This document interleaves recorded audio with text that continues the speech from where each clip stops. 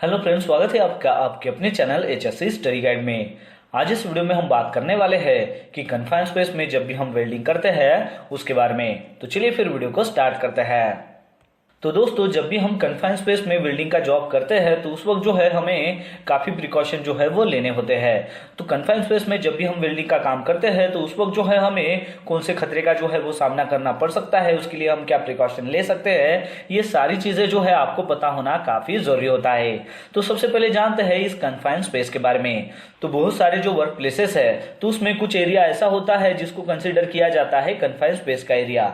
अब ऐसा क्यों? क्योंकि वो जो एरिया है वो प्रॉपरली डिजाइन नहीं होता है लोगों के लिए, साथ ही साथ जो है वो लार्ज इनफ होता है वर्कर्स के लिए वहां पर इंटर होने के लिए और वहां पर जो सर्टेन जॉब है उसको परफॉर्म करने के लिए। या फिर आप ऐसा बोल सकते हैं कि कन्फाइंड स्पेस जो है वहां पर लिमिटेड स्पेस होता है, लिमिटेड ऐसी जगह होती है। साथ ही साथ वहां पर रिस्ट्रिक्टेड जगह होती है जो एंट्री या फिर एग्जिट के लिए जो है वो हो सकती है। और ये जो जगह होती है ये डिजाइन नहीं होती है कंटिन्यूअस ह्यूमन ऑक्यूपेंसी के लिए, यानी कि आदमी का जो है बार बार वहां पर जाना आना जो है उसके लिए कंटिन्यूअस जो है उसको डिजाइन नहीं किया रहता है, तो उसे कन्फाइंड स्पेस कहा जाता है।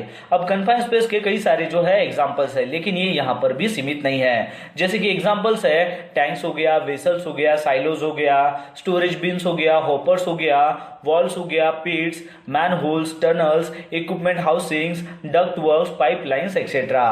तो ये जो सारे हैं ये कन्फाइंड स्पेस के एग्जांपल्स है। ओशा में जो है हम बार बार जो है ऐसी टर्म जो है इस्तेमाल करते हैं, जैसे कि परमिट रिक्वायर कन्फाइंड स्पेस।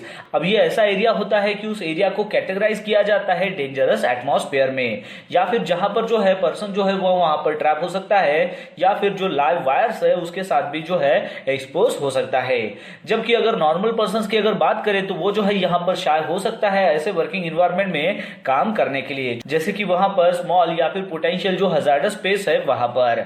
और वेल्डिंग सर्विसेज जो है उसकी ज्यादातर जो है वो जरूरत होती है, जैसे कि रूटीन मेंटेनेंस का काम करते वक्त या फिर नेसेसरी रिपेयर का काम करते वक्त। अब जब भी आपको कन्फाइंड स्पेस में वेल्डिंग का जॉब अगर करना है, काम करना है, तो उस वक्त जो है काम करने से पहले जो है कुछ चीजें आपको जानना काफी जरूरी होता है। तो चलिए अब हम जानते हैं कि कन्फाइंड स्पेस में जब भी आप वेल्डिंग का काम करते हो तो उस वक्त जो है आपको कौन से हजार्ड का सामना करना पड़ सकता है और उसके लिए जो है आप क्या प्रिकॉशन ले सकते हैं। तो सबसे पहले जानते हैं कि कन्फाइंड स्पेस में जब भी आप वेल्डिंग का काम करते हो तो उस वक्त जो है आपको कौन से पोटेंशियल हजार्ड का जो है आपको सामना करना पड़ सकता है। तो सबसे पहला हजार्ड है कि वहां पर लैक ऑफ ऑक्सीजन जो है वो हो सकता है, यानी कि ऑक्सीजन की कमी वहां पर हो सकती है। फायर्स यानी कि आग लगने की वहां पर संभावना हो सकती है। टॉक्सिक गैसेस जैसे कि आर्गन हो या फिर गैसोलीन हो उसको भी आपको जो है इनहेल करना पड़ सकता है अगर वो वहां पर प्रेजेंट है तो ये जो है ये काफी रियल डेंजरस होते हैं जब भी आप वेल्डिंग का काम करते हो कन्फाइंड स्पेस में। अब अदर जो डेंजरस है यानी कि जो खतरे है उसका भी आपको सामना करना पड़ सकता है, जैसे कि इलेक्ट्रिकेशन हो गया, या फिर जो रेडिएशन है उसको भी जो है आपको एक्सपोजर जो है वो करना पड़ सकता है। या फिर वहां पर जो है अगर अनस्टेबल मटेरियल है और उसके ऊपर अगर आप खड़े हो तो वहां से भी जो है आप नीचे गिर सकते हो, जैसे कि छोटे छोटे वुड के जो है वो चिप्स जैसे कि आप बनाते हो और उसके ऊपर अगर स्टैंड रहकर खड़े रहकर अगर आप वेल्डिंग का जॉब करते हो तो वहां से जो है आप नीचे भी गिर सकते हो। तो ये सारे खतरों का जो है आपको सामना करना पड़ सकता है जब भी आप वेल्डिंग का जॉब करते हो कन्फाइंड स्पेस में। चलिए अब जानते हैं कि इस टाइप की जो वेल्डिंग होती है तो उसके लिए जो है हमें क्या प्रिकॉशन लेना पड़ सकता है उसके बारे में। तो सबसे पहला पॉइंट है कि कन्फाइंड स्पेस में जब भी आप वेल्डिंग का जॉब करते हो और वहां पर जो है प्रॉपर वेंटिलेशन आपको नहीं मिलता है उस एरिया में। हालांकि वहां पर जो है आपका जो एंट्री पॉइंट है उसको जो है आप ब्लॉक नहीं करते हो, क्योंकि उसको जो है आपको वहां पर ओपन कंडीशन में ही रखना होता है। तब भी उस वक्त में अगर वहां पर प्रॉपर अगर वेंटिलेशन अगर आपको प्रोवाइड नहीं होता है तो वेल्डर के लिए जो है वहां पर एयरलाइन रेस्पिरेटर का जो है वहां पर इस्तेमाल करना काफी जरूरी होता है।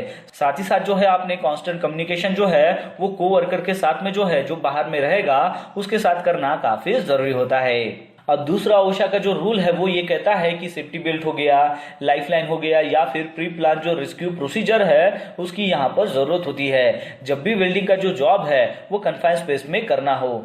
और वो जो जॉब है अगर स्पेशली अगर आपको स्मॉल एंट्री वे जैसे कि मैनहोल में अगर करना हो तो उस वक्त जो है इन सारी चीजों का जो है आपको रिक्वायरमेंट हो सकता है। तो इस चीज का जो है आपको यहाँ पर ध्यान रखना है।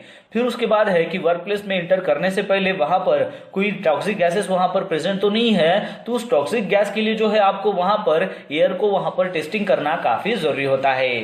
फिर उसके बाद है कि कन्फाइंड स्पेस में काम करने से पहले, वेल्डिंग जॉब करने से पहले अगर आपको लगता है कि वहां पर हजार्डस अगर मटेरियल है तो उन सारे हजार्डस मटेरियल को जो है आपको रिमूव करना काफी जरूरी होता है। और फिर उसके बाद है कि कन्फाइंड स्पेस में एंट्री करने से पहले जो है proper permit to work system जो है वो आपके पास होना चाहिए। साथ ही साथ उसके लिए जो है क्या क्या रिक्वायरमेंट्स होनी चाहिए, वो सारी रिक्वायरमेंट्स जो है आपने वहां पर फुलफिल करना काफी जरूरी होता है। तो ये जो सारे प्रिकॉशन है ये आपको लेना काफी जरूरी होता है जब भी आप कन्फाइंड स्पेस में वेल्डिंग का जॉब करते हो।